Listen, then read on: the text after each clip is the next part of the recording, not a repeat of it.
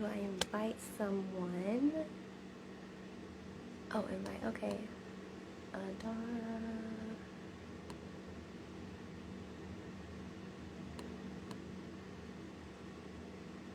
Oh my God. Oh Lord.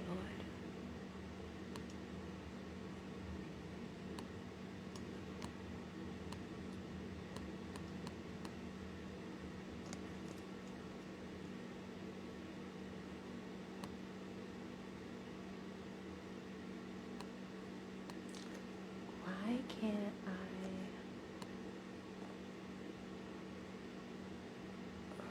find her? What is this?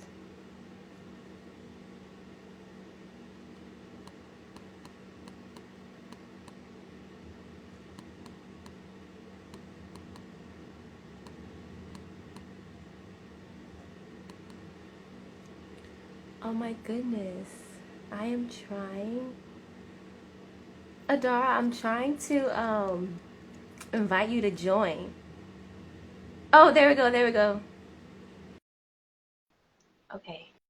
Accept. Go live with. Okay, let's see. Oh, hi. Hi, How are you? I How's your am Friday well. going? I am well. How Okay, are you? good. I'm glad we got that figured out. Yeah. I was like, wait, because I tried to type your name in at first, and I was like, oh my gosh, she's not popping up. But then you sent the request, Yeah. so No worries. I'm excited. I'm gonna take my glasses off because I think there's like a glare, so hopefully I can like see.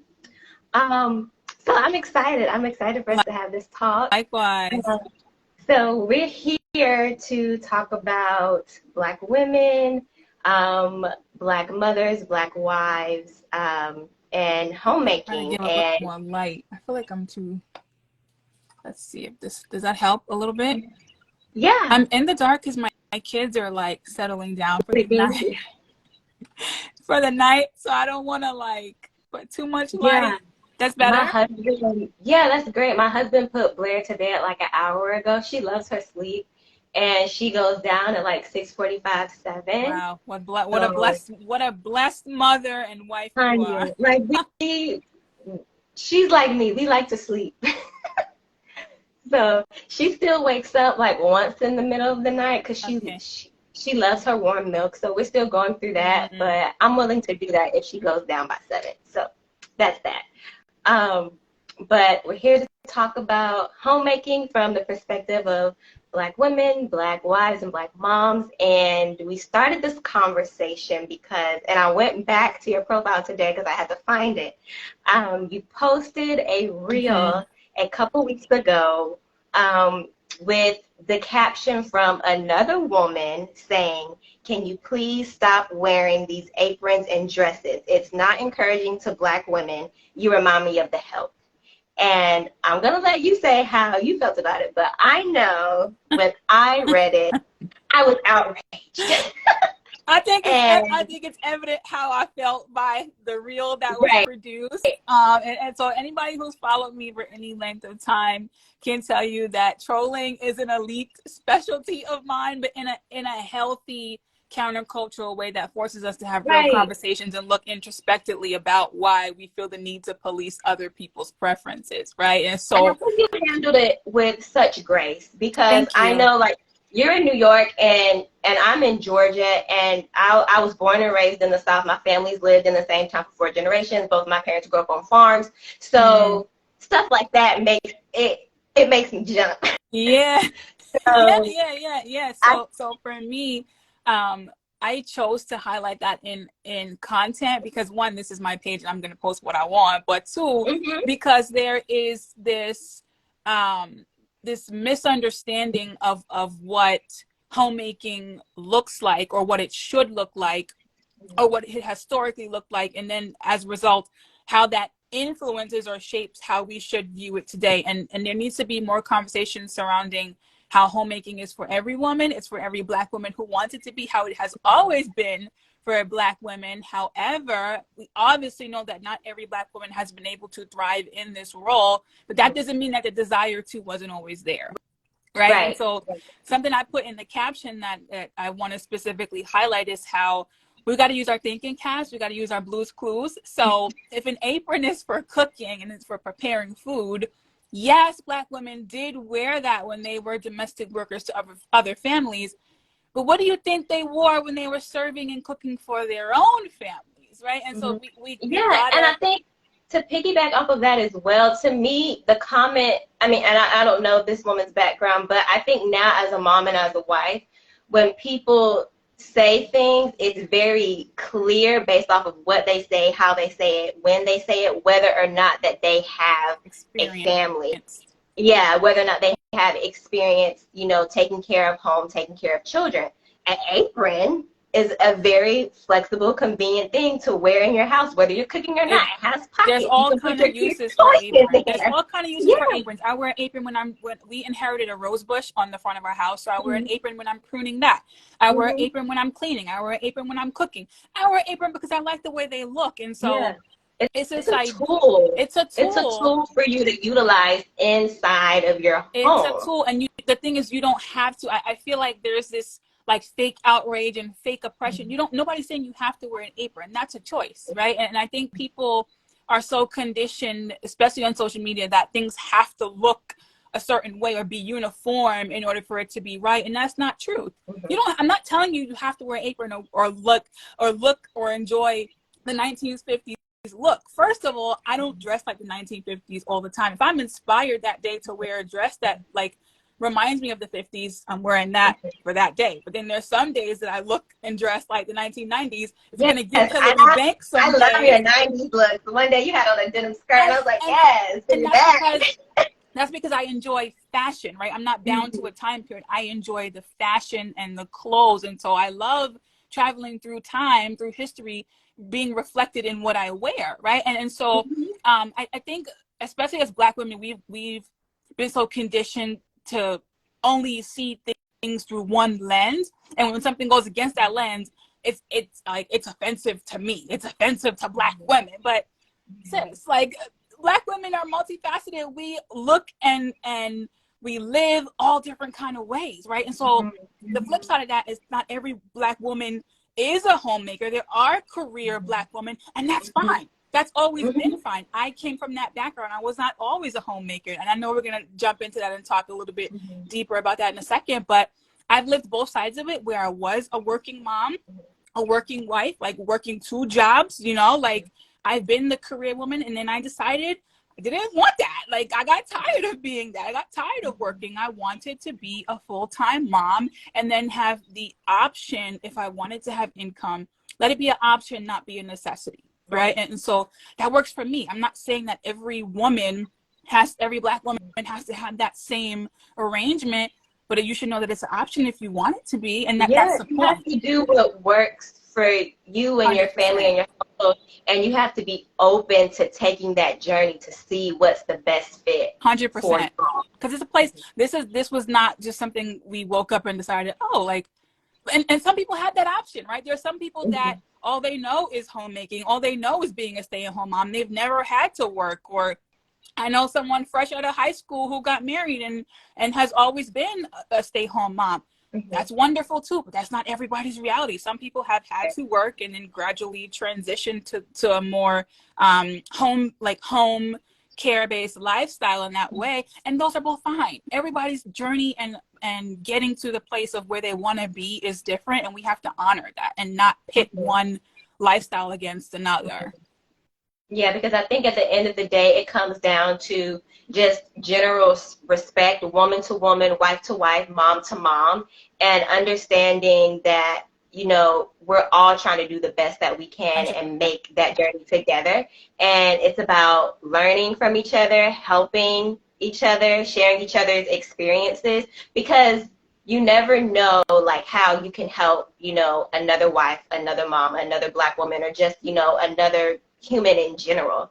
So I think sharing, our journeys and saying, hey, I tried this and it didn't work for me, but I want to share it with you because maybe it'll be a better fit for you. And then it's just about like our stories are for us, but it's also, to leave a page behind for somebody else. Right. Right. And I think it's just like a beautiful thing to be able to say, hey, that doesn't work for me, but it does clearly work for you. And I think that's beautiful. I'm going to honor that and I'm going to respect it. And if my mind or if my season of life ever does change, I know who to come to. I know I had that as an option, and that's always been my point, right? So my OG followers were there when I was working like office bay, when I was working for a dentist, when I was doing reception, when I was even my OG followers will remember when I was teaching at an all boys school, teaching 5th and 6th grade. And I decided, because that's what my background is in education first and then counseling. I decided teaching was Oh, not for Adar, me. give me just a second. Keep going, but I'm getting really hot in my room, so I'm just going to turn my heater off. Okay. So my OG followers will tell you, like, they were there from when I was like student teaching to teaching, and then decided teaching was not for me, and then like working full time in an office. And then I was getting married, so I was working part-time in David's Bridal to help pay for some of that wedding, right? And then we got married and my husband lost his job right away, so I picked up a second job and I was carrying the load for a little bit of time. So I didn't just like magically morph.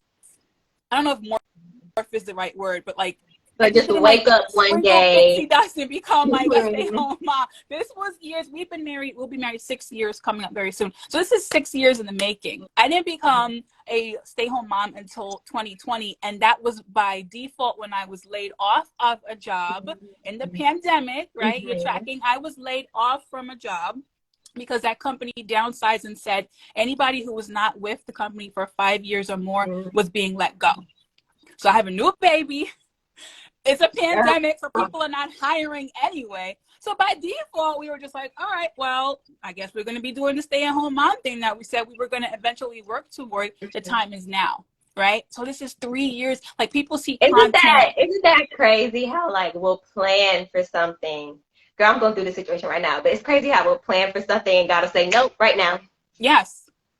And I feel like without that push, I probably never would have Never would have done it. Never would have done it. I would have been like, well, maybe it's not the right time yet. Maybe we can't yet sustain on one income. Like, maybe we're not ready. Maybe we don't.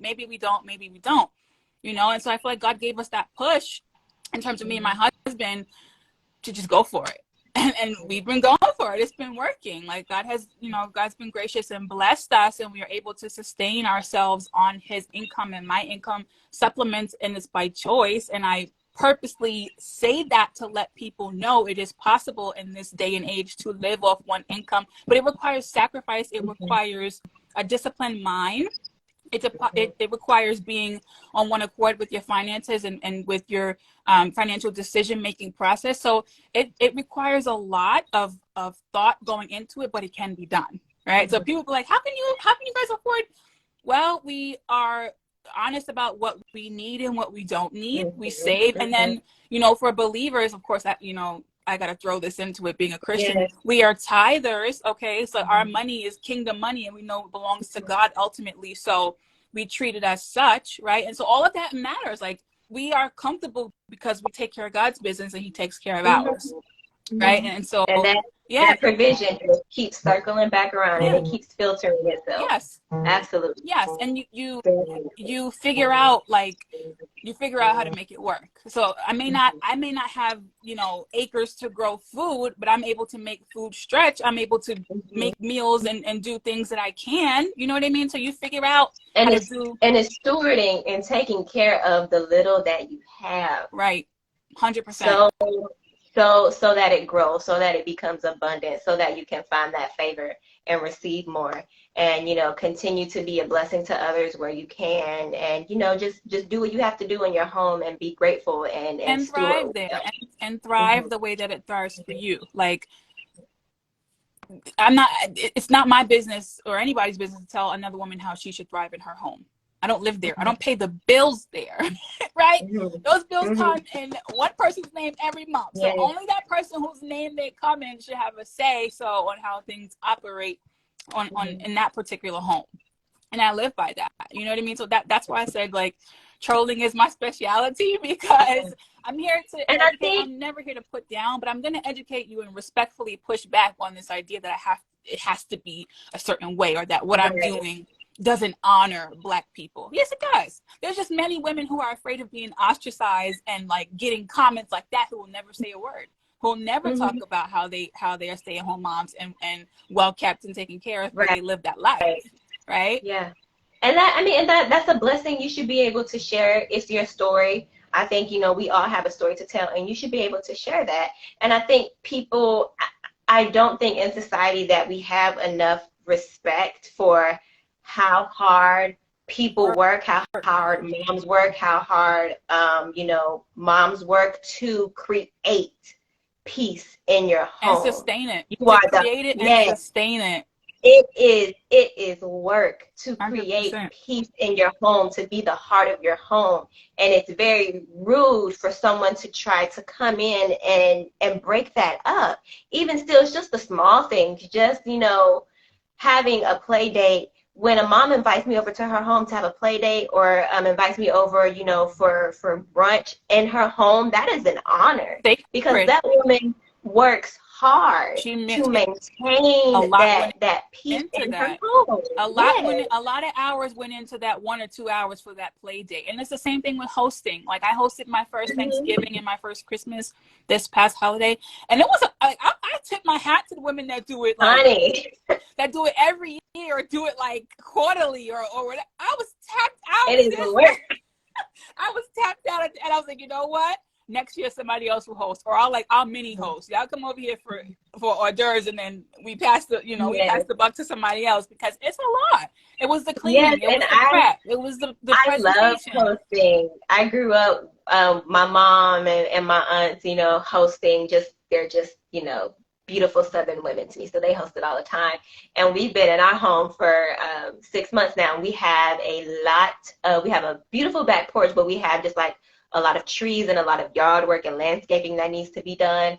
And I'm so excited for it to be done, probably like Mm-hmm. middle of summer, because I'm like, oh, I get to host and, have girlfriends over and everything. So it is a lot of work. And I just think it's a sacred invitation. Like, it's an honor when, another woman respects you or loves you or wants to form that relationship with you enough to invite her into her home, Mm-hmm. regardless of what that reason Mm-hmm. is. And I think we just have to put that on a higher level than what it already is in Yeah. society. Something else that I want to bring to the conversation is this idea that you have to fit into like these boxes, right? So, like, you can't be a homemaker if you have a part-time job, or like you can't be a homemaker if you don't make sourdough, right? Or you can't be I've heard a lot of Girl, things, I'm not the right? sourdough. You like sourdough, and I'm sourdough out is then, cool. girl. I'm out. I'm out. I'm not a sourdough kind of girl, and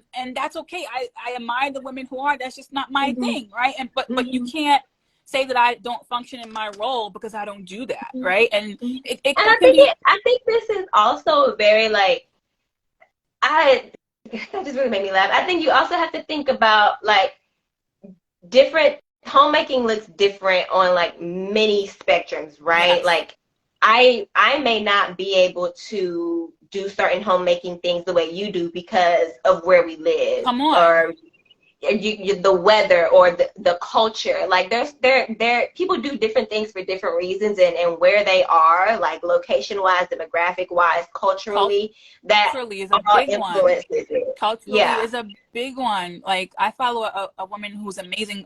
Her IG is the Little Caribbean Homemaker. I love her account, right? Because I personally, I have not seen that many like Mm-hmm. Caribbean homemakers on social media, but that doesn't mean they don't Mm-hmm. exist.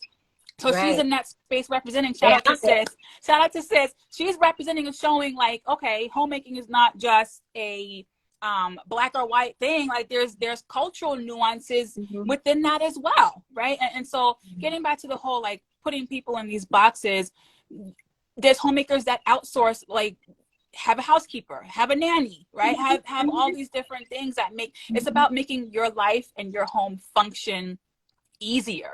So whatever that Mm-hmm. looks like for you, if that's a housekeeper, if that's a nanny, if that's Mm-hmm. homeschooling, if that's not homeschooling, that's been the biggest one right now. People are asking Yeah, me, the home, that is girl, touchy, girl. The homeschooling. that is such a buzzword, Get and I your think Rebecca books. and I The think homeschooling. I think as women, we've got to ask ourselves, am I doing this because it's what someone else said I should be doing, or is it because my heart isn't and I feel that it's best for my family?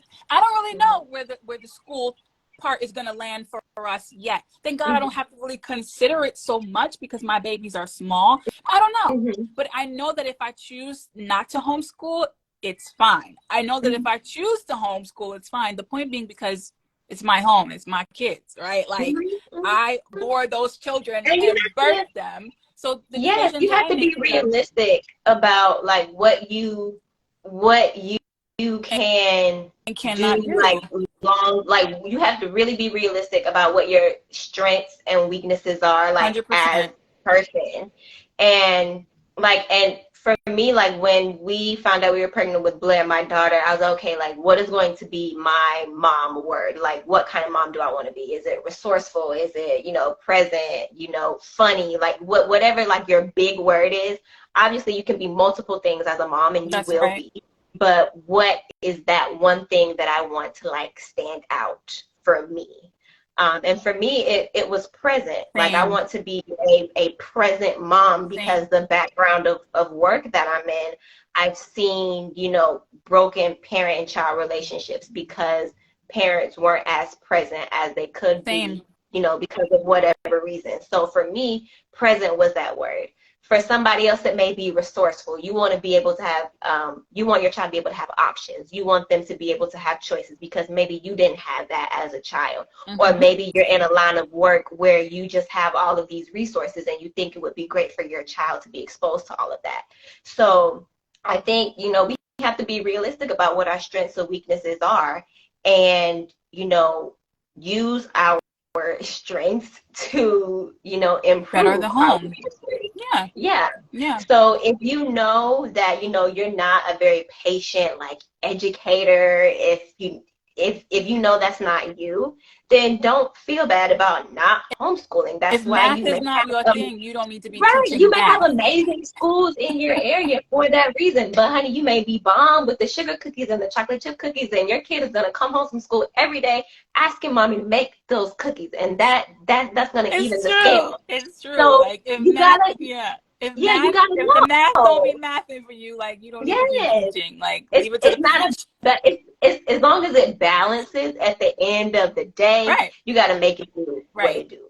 So Right. send I your know some kids to homemakers. school I and know have some those cookies homemakers ready. that I know some homemakers that don't cook. They have personal chefs. Mm-hmm. Live the dream, sis. Do it. Like, Mm-hmm. And I honey, I I'm enjoy almost there. Like cooking. I like yeah, like I'm an okay cook. I'm an okay cook.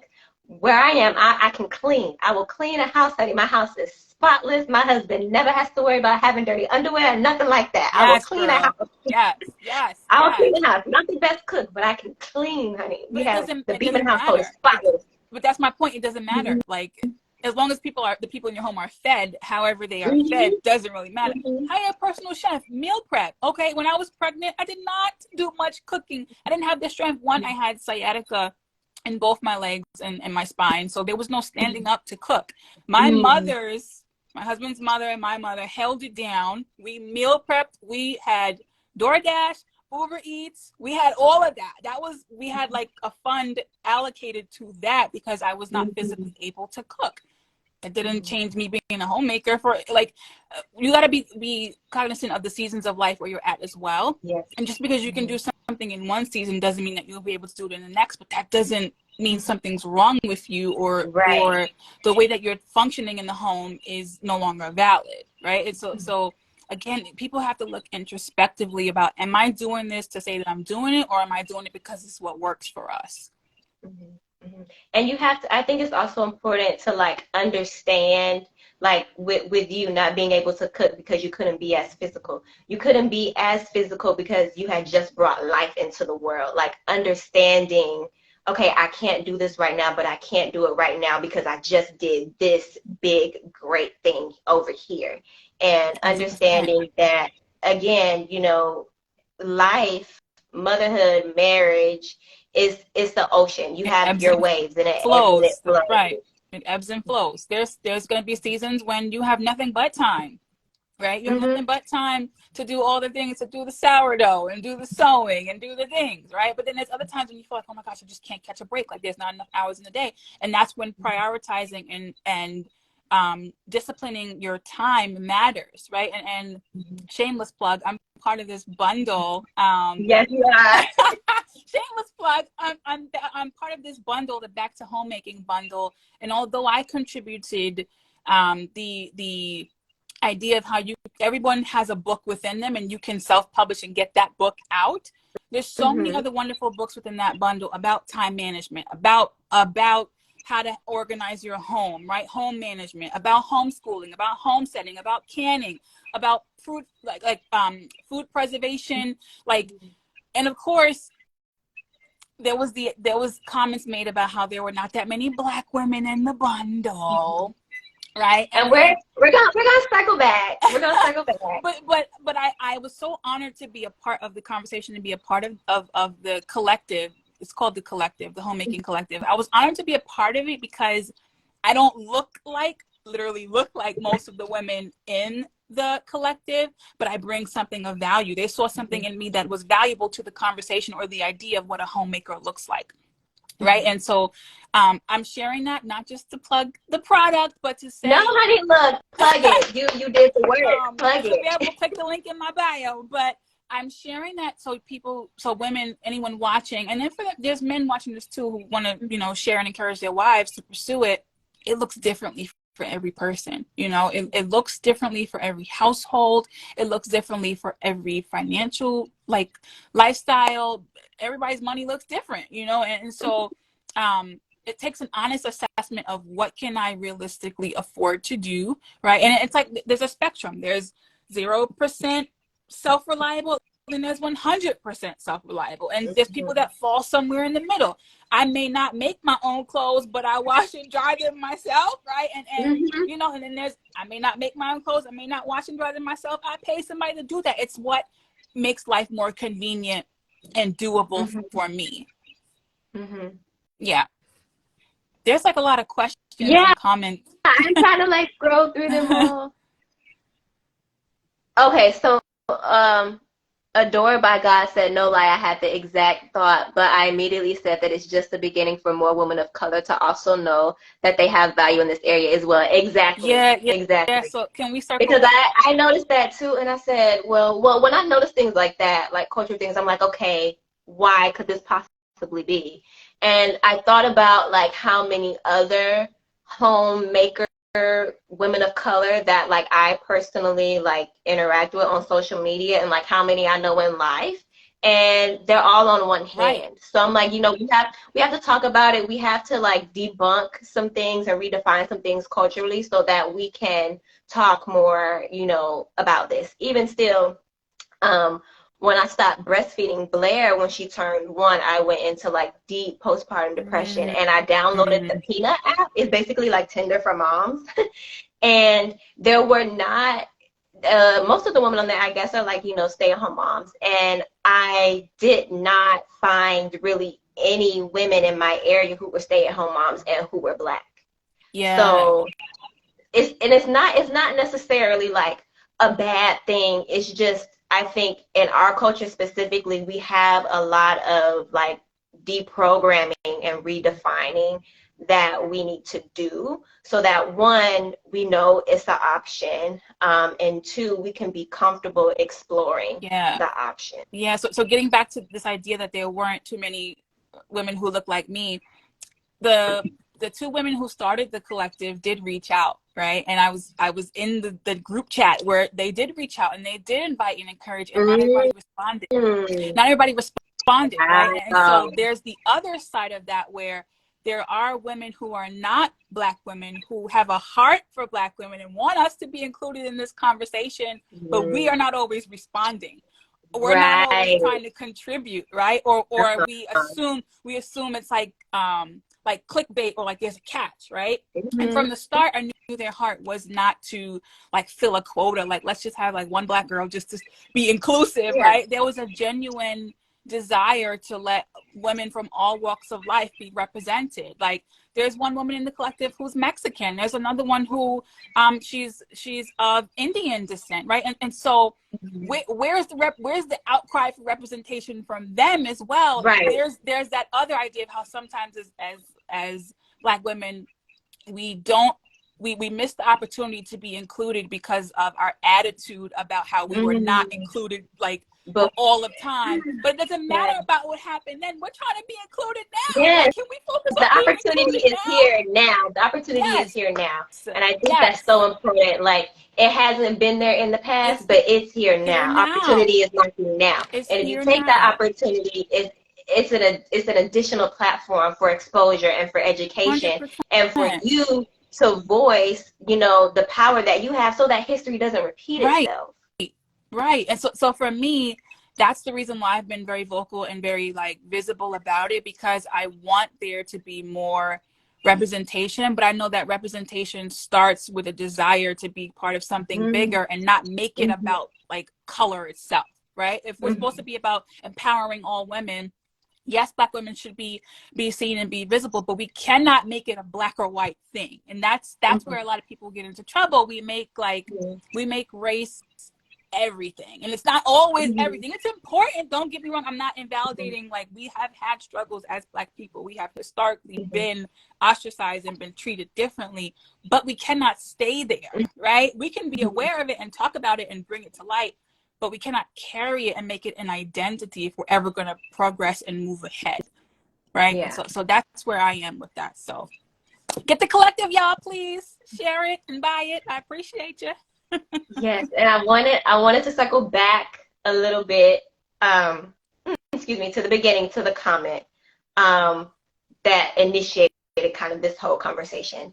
And what upset me about it, I'm gonna read it again for anyone who just, hopped on. Can you please stop wearing these aprons and dresses? It's not encouraging to Black women. You remind me of the help. And I can't remember, and I commented, and I can't remember like to a T what I said. I think it was something along the Like lines so of many comments, girl. people, yeah, people want to reclaim everything except Black women taking care of our own homes and our own families. And I think in our community there is such caution and on edgeness about homemaking and being stay-at-home moms, because for a long time that's all that we could do for very little appreciation. But my thing is, we are in a time where we have reclaimed so many things that were meant to dehumanize us or be negative towards us. We've reclaimed, natural hair. We have reclaimed the N word as a term of endearment. Let's Natural reclaim being beauty. in, yes, so many things. Like, let's reclaim being in our homes for, Our our families. own enjoyment, for our own families. That's right. And it's no longer something that has to be a dehumanizing thing or, an unappreciated thing. Nothing that you ever could do for your home or your families could be, underappreciated, if that's the desire that you have. So I think that's what like really upset me about it, is what is so Abhorrent. unencouraging. What's so abhorrent Yeah. about being whatever value or virtues we ascribe to? What's so abhorrent about being that for our family? There's nothing Because wrong with that. we're not in the 30s, 40s, and 50s anymore where a Black woman has to go work for a white family at the expense of leaving her own family. Nowadays, you can do both. I do both. I work part-time as a nanny, as a mama's helper, as a maid, whatever you want to call it. And I work part-time, and I get to set my price and choose the families that I work for, and I take my baby to work with me. Love So that. Yes. it hit me so hard because that. I have literally redefined that. I'm the type of person, even before I became a stay-at-home mom, I was doing domestic work. I started nannying when I was an undergrad, and that's all I've ever done. I've only had one retail job. I worked at Ross for 6 months, and I was like, this is not for me. I'm gonna find somebody's house to work in. Retail and I've been doing it ever since. I've never when Blair was first born, I was like, I'm done nannying. It's my time to be a mom. I'm going to take care of my own baby. And I worked at home for a year, and I was like, this is not it. I'm going back to other people's homes. Can we stop and unpack that? You did it and realize, okay, I'm in the home, but I still like that element of working, and that's 100% okay. That's okay, right? And I don't know what it is about. There's just something about helping other families manage their lives that I really enjoy. I love that. I've always worked in other people's homes. I was a live-in nanny for 3 years, Wow. and that I just see. And I don't know, like my husband and I always talk about maybe, me starting like a daycare center or something like that, or like I really want to write a book about my experience as a nanny. Hello. Um, We'll have a private conversation so, apart from this. okay, we gotta talk. But that's just something that has always brought me so much joy and so much peace and so much purpose. Like when I start working for a family and a mom gets a little bit of relief, she can take a nap because I've washed the dishes and I'm about to take her kid on a walk. Like just something, it's just purposeful work. Like I don't, it's not, and you could call it like, super traditional or whatever, but domestic work for me has always been very fulfilling. I've never, I went to school for music and dance performance. I've taught piano and music for a little bit, and I still gig here and there every now and then. But Come on, domestic work, streams. but domestic work and just helping other Yeah. families, helping other moms, helping other wives like manage their homes has always been very fulfilling for me. And now that I'm a wife and a mom myself, my husband and I will be married for 2 years in like 2 weeks. Congratulations. Come Thank on, you. So years. yeah, Yes. so now that I'm in that seat, it just magnifies it like all the more. So I think that's why this like hit so hard for me, because I was like I myself feel like I have redefined that. So I think it's just, I mean, you can do both. We've redefined so much in our culture, and I think, us being in the homes for our families and, making it work how it works for us is no Yeah. exception. And I want to touch on something else too. This idea, we live in a society where everybody has to be the main character, and that means the person's content, who I don't know, have never seen a day in my life, somehow is about me and to offend me. And we've got to shake that, like that, especially as Christians.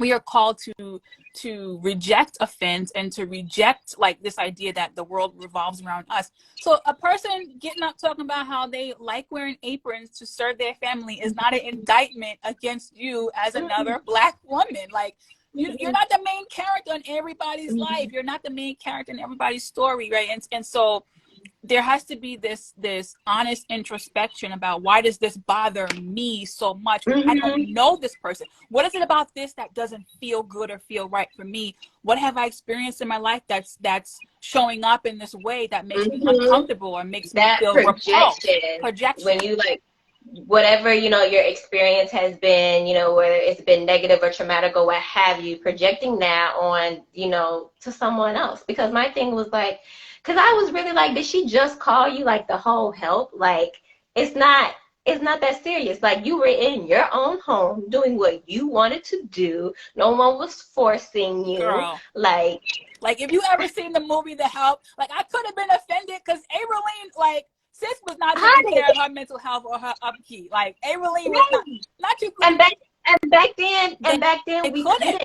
Like, that's not how it is Come anymore. on. That's like, that time was then, and we honor the women who that was their life story, but Hmm. that's not my life story now. And And that should be all the more reason for that should be one more reason for, I would imagine, I mean, I can definitely speak for myself.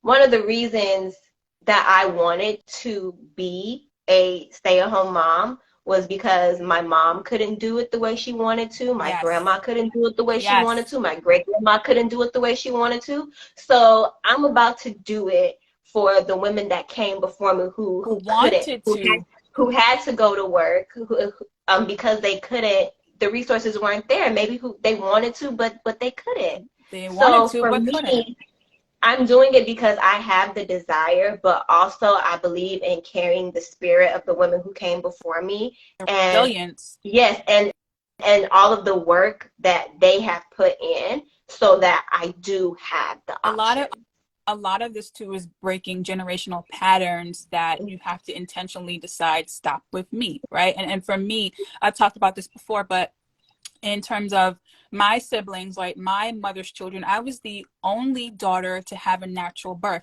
C-section was the thing that we just, C-section, everybody had a C-section. I remember when I got pregnant with Sophia, I prayed, I was like, Lord, I don't want to be cut open. Like I remember to this day, I can recall my mother talking about being cut open like a Thanksgiving turkey, and how she still to this day deals with like gas problems and gas pain. I did not want that. I was like, I know that everybody in this family has had a C-section, but I want different, right? And so whatever I got to do to make sure that different is done, that's what it's going to be. And I carry that same spirit when it comes to being a homemaker. My mom was not a homemaker. She worked. She was a career woman. She retired in 2020 after working 40 years for the state. 40 years. I'm 32. So she was working like full-time, like holding it down before I even came in the picture. And then after I came in the picture and my siblings came in the picture, she still worked. I never got to see what being a full-time mom at home and just taking care of the home, or taking care of that as your first priority and working on the side, looked like. And to hear her say, is where I get a little emotional, but to hear my mommy say that she's so proud of me for doing what she would love to have been able to do is so rewarding and fulfilling. That's so beautiful. Because I literally watched her work full time and then come home and work and take care of us too. And then my parents started a church from the ground up, so work on the weekends in terms of pastoring and ministering. So sis was tri-vocational in that way. And so to have her stamp of approval in that way as my mom is very rewarding for me. It like brings tears to my eyes. It's very fulfilling in that way to know that I honor the choice that she would have loved to have, right? And that's why I get on here and prance around in my aprons, because my mom would be in the comments like, yeah, baby, like. I mean, when you have like that just and you're a girl mom, so I we know when you have that, it's just that bond with your mom, and when she gives you like just that stamp of approval, nothing else matters. Nothing else matters. So nothing else matters. That's very beautiful. Yes. And I mean, I had a similar experience. For me, what I was most looking forward to was breastfeeding. All the women in my family have breastfed, and I was just like, I want to be a part of that, legacy. I'm so excited. And I've worked for moms, who have breastfed, and I got to learn a lot before my time came. And I know it's not for everybody. It definitely is. It didn't work for us, but I love it for you. Yeah, I personally loved it. I loved it. And we did it for a year. And when our time was up, I was like, but that was the thing for me. Yes. And I just, the female body is just so cool. And I was just so amazed that, I get to feed my daughter like this, and my husband thought it was, the coolest thing as well. But yeah, that was it for me, like breastfeeding as a mom, and then just wanting to be a part of the legacy of, the women in my family who have breastfed. I love that. And just being able to, for us to have that connection. I had some cousins, we delivered around the same time, and family outings, we'd be breastfeeding our babies together, and it was just fun. I love that. That's normal. That was the thing for me. Motherhood experience. Like, and my friends will tell you this. I champion every single one of them who was able to breastfeed. Just because I couldn't do it doesn't mean that it's like not a good thing to be done, or that I shouldn't celebrate. If you have the option and the ability to breastfeed, go for it. Do it 100%. Like, pop the thing out and do what it do, right? Because our bodies are made for me, it was. Yes, for me, it was liberating, because, it's definitely a learning curve, and you have to learn like what you're comfortable with, and how you're comfortable, like breastfeeding in public, if you are, how much you're comfortable showing, and all of that kind of stuff. So for me to learn that side of it as well was just very liberating. And, my daughter and I are learning this thing together, and I'm also learning how I'm comfortable in society, and how I want to, be perceived and treated like as a breastfeeding mom. Right. Yeah.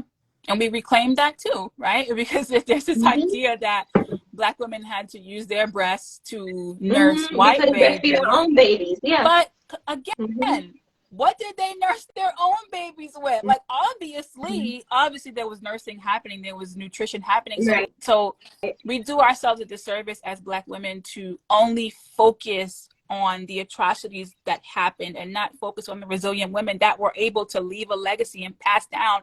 Yes, as Black women, this is what we are able to do, and this is what we have done. Sorry, Someone I missed. said I I'm have trying to. Turner syndrome, so I will have to have IVF with a donor egg in order to be able to ever carry that. So I'm waiting for marriage, but doing my best No, to get. definitely sending you a Congratulations to prayer. you and good luck with your IVF. I have a cousin. She's had both of her babies with IVF. And funny story, y'all. I was getting ready to donate an egg, but I can no longer do it. But that's something that I've always liked and admired and kind of like wanted to do, donate eggs or surrogacy or anything like that. So good luck to you on your IVF journey. I Definitely hope it all goes praying. smooth. Yeah, and everybody's journey to motherhood looks different. You know, there's Mhm. mothers that start out as bonus moms and have babies later. There's mommies Mhm. who adopt. There's mommies who foster. There's a young lady that I follow very closely, who's a foster mom and does a phenomenal job. Like, sis is like doing it. You hear me? Like the most bomb foster mom I've ever seen in my life, because that was her calling. Like, Mhm. it's not just a job to her. Like, that is life, right? And so everybody's Yes. journey to motherhood looks different, and however you get there is fine, right? And then too, It's a beautiful thing. Like we're at a point in time where there's such a big spectrum for everything, and motherhood is one of those things. So whether you carry, you don't carry, surrogacy, natural, foster, like you are a mom. You and are taking motherhood is care just not of motherhood is somebody. just not children, right? Like, if you're an auntie or a Hmm. godmommy, Hmm. or like you mentor, or you're a Guardianship, coach, you're a custody. guardian, like, all of those are the nurturing roles that we are given by God to steward. If you serve in your church and you do Sunday school or you teach the littles, like, Hmm. that's spiritual mothering, and that counts as well. Like, just because you don't have the fruit of a physical womb doesn't mean that you're not producing fruit in the spirit. Like, what is the fruit of the spirit? It's not a child. It's love, it's peace, it's gentleness, it's Hmm. kindness, it's long suffering, it's self-control. If your life is producing those things, that's Yeah. producing fruit. That is It's just as action and valuable. characteristics. That's just as Yeah, and valuable as you carrying a child. I think we have to pay attention to, because this woman says she says she's not married yet, and I think we have to pay attention. Don't discount the little things, like what you were saying. If you have nieces and nephews, if you're working at the church, if you're volunteering at a school or whatever, don't discount how the nurturing activities that you're doing today are preparing That's you right. for the desires of your That's heart. right. I was watching other people's kids for 10 years before I had my own baby. Wow. I got a ton of practice. Wow. I got a ton of experience, and all of that has played a part in the type of wife and the type of mom that I am now. So don't discount the little Yeah. things, or the Yeah. I love that. not even the little things, but the things that you think aren't mattering now, because that all plays a part. I hear feet. A little person is awake. I hear toe. You hear that pitter patter? That's a little person. That's the bigger person. Sophia. Okay. I heard feet. Yeah, yeah. That all is so important. I'm glad you shared it, because um there's no hierarchy in terms of people's value. And just because Hmm. you have children or have a husband doesn't mean that you are more valuable or less It valuable than doesn't the work. next person. All of us are valuable to Christ. Hmm. Yeah, that is exactly right. And I think, because this is the thing, marriage is a gift, singleness is a gift as well. So whatever it looks like for you, long term or short term, value where you're at now. That's right. Value That's right. it now. That's right. That's right. So however it shows up for you, value it now. Continue to, make your desires known to the Lord our God. He has the bird's eye view over our life. We have tunnel vision. So just make it known, and appreciate the season that you're in now, because I think that appreciation and being able to store it of what you have now is so important for you continuing to, move through your seasons of life ahead, with Yeah. abundance and with love and grace and favor. Gratitude is definitely a launching pad for the next level. That's true. So I want to shift a little bit, Okay.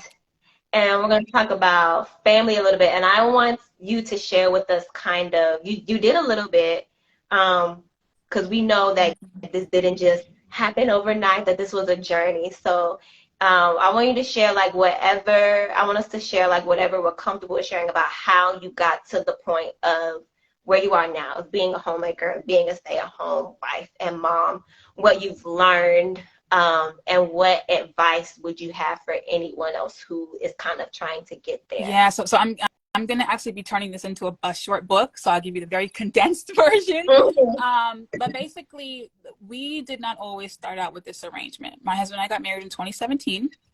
And coming back from our honeymoon, my husband was served the acts of, you're losing your job, here's a little severance, sayonara, see ya, don't want to be ya. And we looked at each other and we were just like, well, what are we going to do? How are we going to make this work? And so I assumed the primary role of financial responsibility, but he still did other things beside, pastoring and what he was doing. But the bulk of the financial responsibility fell on me at that time period. And his promise to me was, it will not always be like this. I know you don't really want to work in this way. And one day I promise you, I'll be able to give that to you. You'll be able to be a stay-at-home mom. So I said, okay, cool. Fine.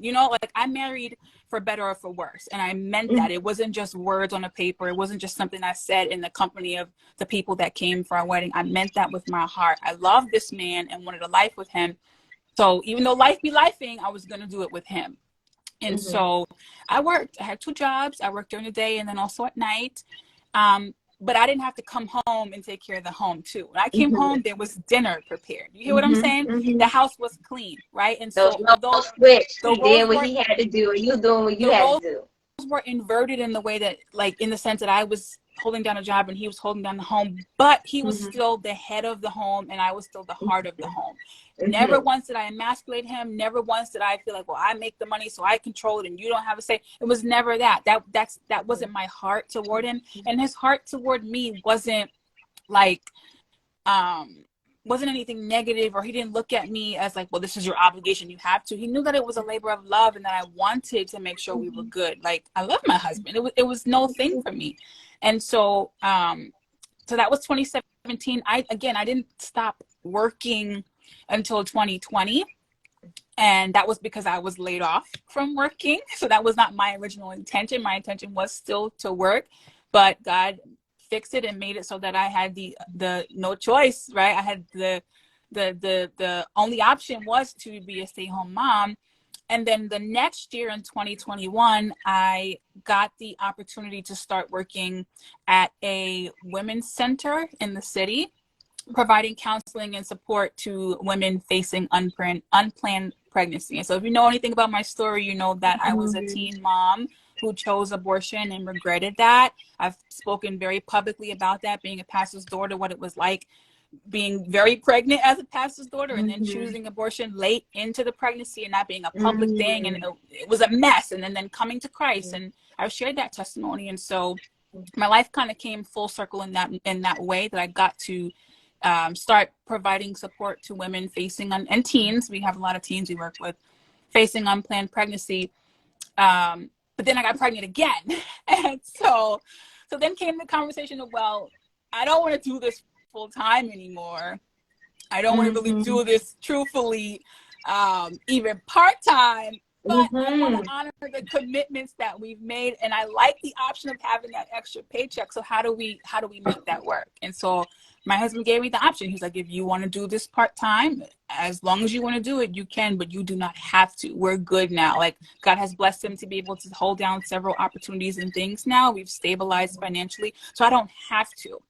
Right. So think about a timeline 2017, 2020, now 2023. Now we're at the place 6 years later from our start of where we said we would eventually want to be. And there's been a lot of ups and downs, tops and turns in that whole experience.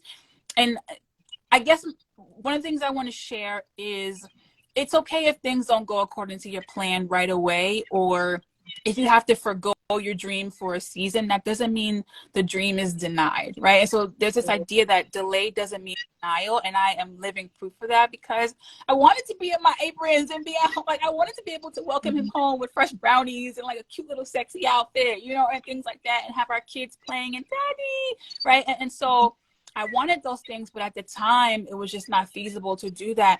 But now the time has come. And so you asked me to share like what encouragement I would have. I'm wrapping up. What encouragement I would have to women in my position is to work with your husband, to don't like, the Bible talks about fixing our things on what's eternal and what's long lasting. And in the context of that, it means heaven, but fix your eyes on like where you want to be too, right? Like, obviously nobody wants to be struggling financially. Nobody wants to be having to work like a dog 24/7. And I get that. So don't focus on that. Focus on what the end goal is. Focus on the vision. Like, I knew that it would not always be like this. And that was what strengthened and encouraged me to stand by my husband and support him, and like be a sounding board when he would feel really bad about how things were too, and not throw that in his face. Right. And so I did a post many months back when I first started really sharing more about homemaking. And I talked about like from the point of view of him constantly reassuring me that it was okay to thrive in this space. Hey, Sophia. And I talked about how over and over and over again, he assured me and affirmed me as my husband. And his voice has been the loudest and the strongest. And if that's how it is for you as a wife, that's all that matters. It doesn't matter what anybody else says. If your husband is in your corner and supports you as a wife, you could take on the world and do whatever. And so if you're in a similar space where this is a desire and a dream and you're not yet there, like, save your money, save, budget, cut down expenses. I periodically sell down things in my closet that I'm not wearing. Be resourceful. Learn a skill you can monetize. Okay. Hint, hint, going back to the collective. Learn skills and things, right? So when that time comes, you've already set yourself to just kind of walk in it, right? I hadn't done that because obviously I was working 2 jobs and like I didn't have time to learn how to like do skills. But if I had known then the way I know now, I would have been picking up and learning how to sustain my home by myself in that full-time aspect. I would have been trying to do little things on the side. You know better and you do better, right? And so I would impart the knowledge to anybody who's in that space that I was in, that wants to be a full-time homemaker, a full-time mom, and is not yet there. You can get there, and take your time, pace yourself, work with your husband, like check in with each other, go over your finances periodically, save, cut down, budget, all those things, and you'll get there. You'll get there, and it will happen. Yes, that's also beautiful. And I think like 6 years for some people, like it sounds like a long time, but it's really not. It's not a long time. It's really not. So to hear y'all's story and like the progress that y'all have made in like 6 years is amazing. It's a blessing. I love the whole thing. So yeah, it's just such a beautiful story. Thank you. God is good. God's been really good to us. Yes, really good. He's blessed us. Yes. And I think for us, like we were a little more sporadic. I always knew that I wanted to be home in some sort of capacity because of the work that I do. And I nannied up until like I was 6 months pregnant with Blair. And when my husband and I'll go back a little bit more. So when my husband and I got engaged in 2020, the pandemic, he was out of work for that whole year. So from the time he proposed to me up until our wedding day, he was out of work. And I know some people be like, girl, you married a man who ain't got no job. Yes, go there. They need to hear this. I did. And I'm going to tell you why. I did. I'm going to tell you why. One, it was out of his control, and two, we're in Atlanta, and my husband at the time, he worked at the airport, so there was no shot. There was no shot. Um, Mm. so one, I knew it was out of his control. Two, I've known my husband since we were 13 years old. We were middle school sweethearts. I know my husband is not a lazy Yeah. man. Um, and he was, in between that time, side hustling, Ubering, doing all these odd jobs and everything. At the time, I was working as a nanny. When the pandemic hit, my phone was ringing off the hook. Schools were closing. Nobody had childcare. I Mm. actually got a call from a family that I had worked for previously. The mom worked at the CDC. She gave me a heads up and said, hey, we're about to be on like a national lockdown. Wow. Will you come back and work for us? Wow.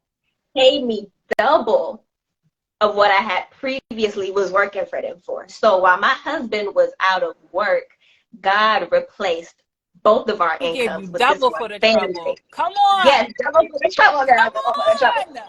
on. And mind you, he had just proposed, so we were planning a wedding. So for this year of the pandemic, my income was able to take care of our bills and pay for the little bit of wedding expenses that we had because we were blessed enough that my parents paid for our wedding. Wow. So we were good for this pandemic time. So my husband was out of work, but God replaced it twofold, Two times replaced both of it. over. Come Yes. on.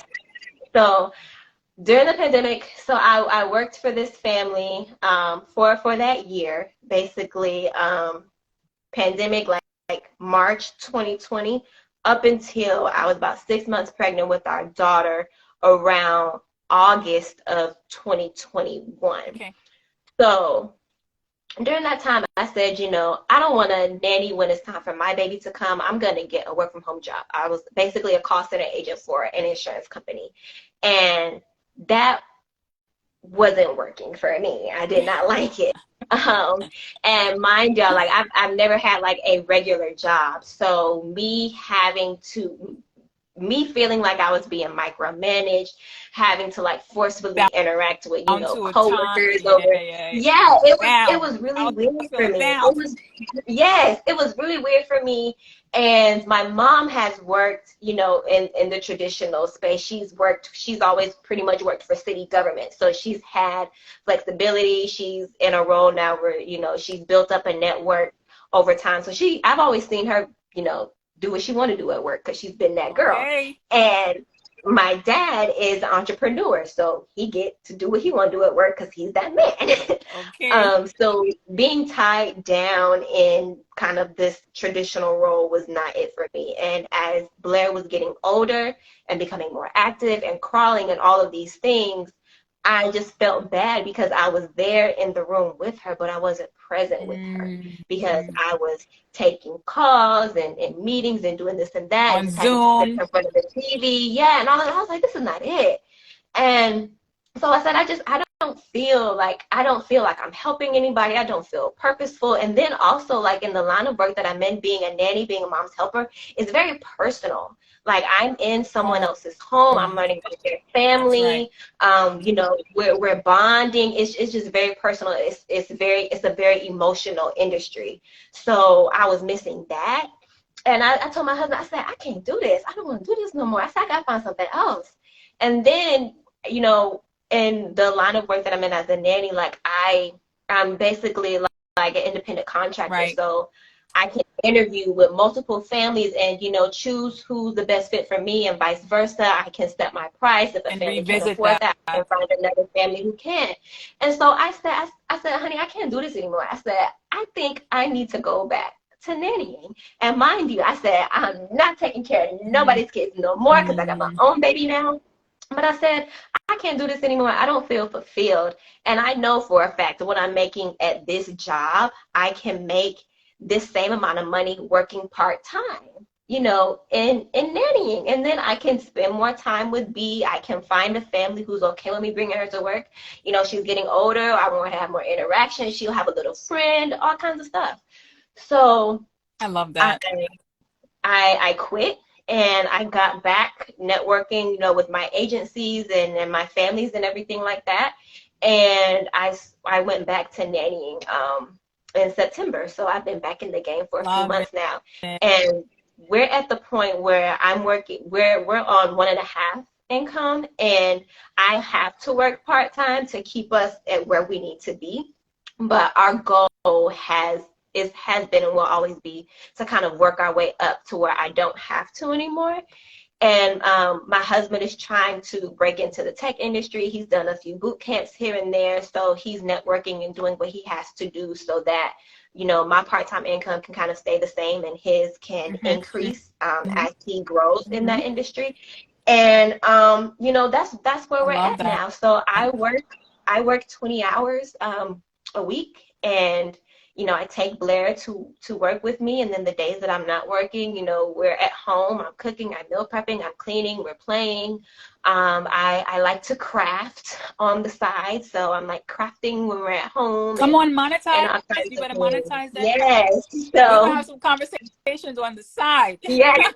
Yes. So it looks different, Yeah. like for everyone, but I mean, yours is different from mine, and mine is different from yours, but we're still so happy with Yes. what we're doing and how it Yes. looks for us. So, and even still, the storylines are very different. Like I literally was just, and this was also around the time I stopped breastfeeding, so I was just like in a bad place, and I was just like, I literally just, we talked about it for like a week, and I was like, I can't do this no more. I'm finna quit, and I'm finna Mm. go find a family to work for. And that's how it was for us. And by the grace of God, I've been able to, still bring in the same amount of money doing half the work, just because that's the calling that's on me, and that's what I have for myself. So it's gonna look different for everybody, but as long as it's what you need to do for you and it's working for your family and it's sustainable, That's that's it. all that That's matters. it. That's it. What works for your family, what works. And I feel like you're gonna have to do another live and for the ladies and talk about that, how you honored your husband even though he did not have a job. And I was, that's a girl, separate conversation for a different day because I was, I'm gonna tell you, I was scared, but I was like, and I'm the type of person, like, I am very type A. So when I do what needs to be done and things still don't go my way, I worry. mm-hmm. And that's something that I have to let go of. One, I just need to increase my faith and my trust in God. But my husband is very realistic, and he always tells me life happens when you're making plans. That I Mm. trusted him because the way things were just happening one thing after the other in our life at that time, I was like, this is nothing but God. Um, Yeah, and yeah, yeah, yeah. yeah, when he proposed to me, he didn't have a job. On our wedding day, he didn't have a job. We actually got, when I started my work from home job and he started working again, it was actually like around the same time. And then we were like 6 months pregnant. So, Wow. But you see, Blair, even like, in all of that, like God was merciful and gracious, and there was mm-hmm, still favor on your union. And I the reason why I said bless, honey, bless. you're And gonna the have to fact that do a we separate. made, You'll have to yes, the do a fact that we separate made it out live. of that, You I have was to like, do a that's separate nothing live but God. because women of God sometimes we think like we feel like there's this like rigid formula. He has to be this and has to do that and has to check these boxes. And every man is different. Every man provides for his family differently. Differently, yeah. Every man's goals and dreams and aspirations are different. You can't discount a man based on where he is if he's working toward where he wants to be and if he's exhibiting the character and the integrity that shows you can trust him, right? And so for me it's so different from your story, but I'm so inspired that you were able to see the God in him and see the man Mm-hmm. of valor and honesty and integrity and hardworking that he was, right? And then know, okay, this is where we're at, but I know where we want to be, and we'll get there. That's the, Mm-hmm. Yeah, that's bottom and line, he right? and he encouraged me. He's like, it's not gonna be like this forever. And I'm not gonna lie, like it wasn't always perfect. Like we had our times, like we had our seasons where, you know, I was upset or I was worried or whatever, but I had to go back to my center. I had to trust God. I had to look at my husband for his character and Right. not necessarily for what he was going through in life at that point. Right. And the fact that we made it just lets me know that he's the man that I'm supposed to be with. He's the man that God Come picked out for me. on. And I, if nothing else, my husband has always been a man of vision and intentionality. My husband has been telling me since we met when we were 13 years old that I was going to be his wife. We didn't start dating until 2019. He proposed 2020. We got married 2021. So integrity, Okay. intentionality, vision. And I knew it wasn't gonna be like that forever. And I knew ultimately that what was happening around him was out of his control. And I knew that if anything, I needed to be a peaceful foundation for him to be vulnerable with me and for him to be like, yeah, you know, Mm, this is messed up. I didn't want to start our marriage as, you know, the provider and as, you know, the leader of the household, and I don't have a job. Like, these are conversations that we had to have, and like vulnerable moments as a man that he had to have with me. And I had to be there to not judge him, to not, you know, make him feel bad about it. that's And it. there were times where, you know, it was hard to do, but I had to. And I think we, as women, we also, like, being a woman is hard, but being a man is hard as well. And I think that we have to remember that about our men, and we have to still be, you know, Yeah. encouraging and be peaceful enough for them to be vulnerable with Yeah. us, so that we can still be united in the things that we have to go through. Because there are going to be times where, you know, there's been times my husband's been out of work. There's been times where I've been out of work. And when you're with someone for a long time and when you make that commitment, there are going to be times where someone is, quote unquote, doing better than the other, whether that be, you know, mentally, physically, emotionally, spiritually, whatever. And you have to be there for that person to lean on and draw strength from, in addition to them, you know, drawing strength first and foremost That's from right. God. Right. And as a wife, you're called to be a suitable helper. Like, suitable helper, not like a person who brings and does harm. You know, the Bible talks about a wife being a crown for her husband, but one who is disgraceful and contentious is like a cancer in his bones. And so Mm-hmm. you have to make a decision. What kind of wife am I going to be? Am I going to be a crown to him, or am I going to be a cancer to him? Right. And so the crown always upholds the standard, right? No matter what's happening, the crown is the crown, right? I love that show. My husband got me hooked on The Crown. The queen was always the queen. Everybody else had Yes. stuff going, but she's always been the queen, right? And we will always be our husband's queen, and we have to embody that role and not allow, like, when life be lifing, for us to take us out Mm-hmm. of the role and change our framework Mm-hmm. of what we signed up Mm-hmm. for, right? Mm-hmm. And I And think you can't just be down when it's good. Like, that was that was my that's next not in point. the vows. You said for That's better or not worse. You Yeah, said that's for not better how or it worse. works. Yeah, you have to take that literally. Like, this is what you signed up for. This is the commitment. And And if he's hardworking, if he has a desire to work, if he has a desire to lead, he has a desire to provide, like, that's different than someone who's just lazy and does nothing and, like, you know, shirks hmm their responsibility. But if he's an integral man, if he is, like, has an earnest desire and a willingness to provide and function in his role as a husband, like, work with that man, you hmm know, and give him grace the hmm same way you would want grace if you were struggling and needing, you know, time to figure it out. yeah, I think we definitely have to focus on character. Yeah. Like, you know, obviously your actions can play a part in what's going on with you now and and, you know, the situations that you're going through, but your character will, you know, give you the right direction, Correct. and it'll show you, like, the correct action to Right. take. This was so good. So good. They say Yes, I think. we have to do another separate live to talk about, like, they want to hear about more about you getting married without your husband having a job. They want the full Honey. tea. They want the full tea. They want the full tea.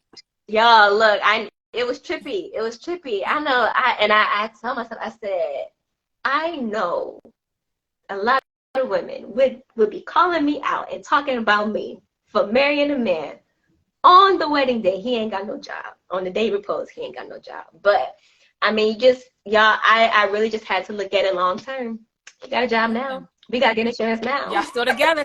2 years later and things are good and you thrive. And so somebody did Right. something right. Somebody did Yeah, something right. I really had to look at it, just long term. And long term, is this his fault? What is he doing And to it make up for it? And then wasn't his also, fault. it wasn't, yeah, and it wasn't just about like him losing his job. Like that's a big moment, obviously, but it wasn't like an isolated event. Like this literally all happened within probably 3 days of each other. My husband came home, well, not three, probably like a week. My husband came home, told me he lost his job. A couple of days later, they announced the lockdown. Probably a day after that, literally all the families that I've ever worked for, like in a 5-year time span, was calling me. Can you come watch our kids? So Because they still it had was, to work. yeah, because everyone was working from home, but all the schools were closed. So it wasn't just about like my husband losing his job. Wow. And I think this is where you have to look at longevity. Like literally like 3 big things happened like within a week. Wow.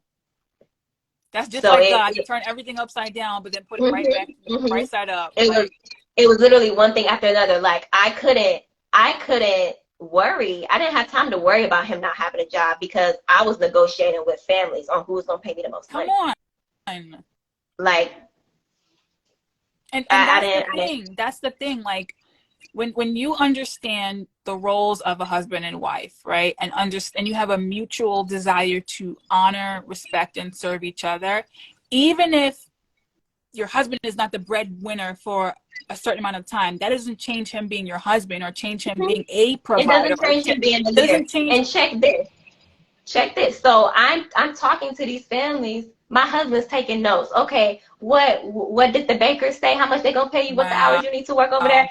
What did the Johnson say? How much they like? He was helping me pick. He was helping me negotiate. Wow. So I mean, he's upset and he's thinking, like, dang, like I just proposed to this girl, like I'm out of work. But he's also thinking, okay, this is a time for my future wife to shine. This is a time for her to really kind of make the most money she can make in this season of work that she's in. Like him helping me helps Right. us. Like, Right. so it wasn't just that's obviously like a big part when you say it alone, but in the grand scheme of things there was so many things happening that I had to like remove myself from that part and really come to a place of being centered and surrendering and asking for guidance of what the best decision was for For us, because us. at that point, Right. yeah, I was the one Right. who, similar to your situation, was going out and working. So And when I I came need home, to that house make, was spotless, baby. I didn't have yes. to do nothing. Food was made, Mhm. house was clean, bath was ready, right? I Mhm. didn't have to worry about Yes. working all day and then coming home and doing work too. Like, no. His thing was, if you out working, like, because I don't have a job right now, I'm going to make sure when you come home, you can relax, right? And so Mhm. now the roles are reversed. When he comes home, whatever you like. It's like Exactly. I make sure that home is a place of rest and of solace and of peace because he's providing and taking care of us in that way. And I know what it was like to be working out all day and then want to come Mhm. home, right? And so there's that Mhm. level of empathy and understanding you get from this too. And you can show up and serve your spouse from a place of having known what it's like. Yeah. Mhm. Yes. This was Yes. so good. It, So good. it was. This was great. So I'm so good. excited. Thank Thank you you for for doing having me. this. Thank you for having me. You're welcome. Thank And thank you to everyone, who came on and Yes. joined us for the evening, for this Friday evening. I hope you all had, a great week and that, you have a great weekend. Thank you for having me. I appreciate you. You're welcome. Thank you. Good night, Good everybody. night.